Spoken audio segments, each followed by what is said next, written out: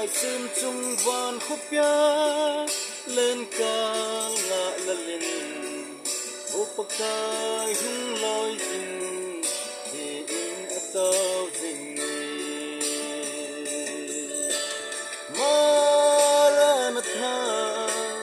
Maranatha nami thing te puya itile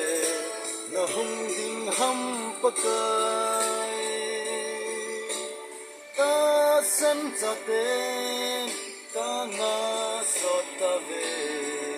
nei hung pui loi u vin na gam no ma len de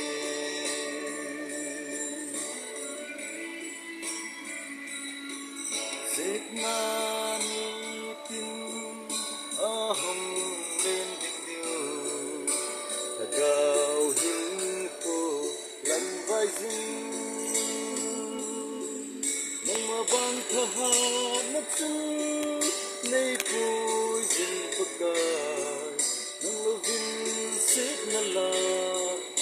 a ding zo po vin Maranatha Maranatha nami ting te puya itile na hung ding ham pakai ta sam cha te ta nga so ta ve nei hung pui loi u vin na gam no ma len de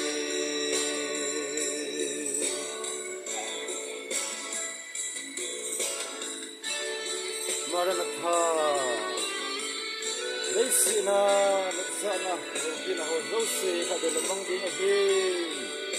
ahi vangin Pakai jiso lungkina Pagkilugin amang lungkina ahi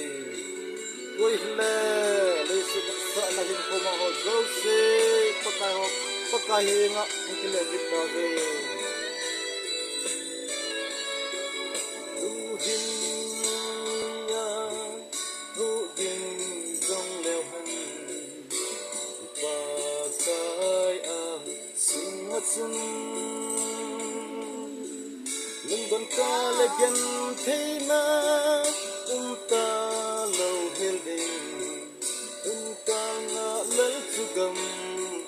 Pakai nay hung poison Maranatha Maranatha nami tin ke puya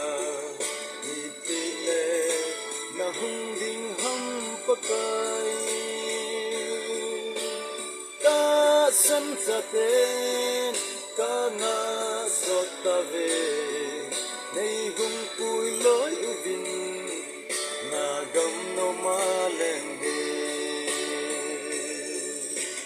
Maranatha Maranatha nami ting te puya itile na hung ding ham pakai ta sam cha ten ka nga so ta ve nei hung pui loi u vin na gam no ma len de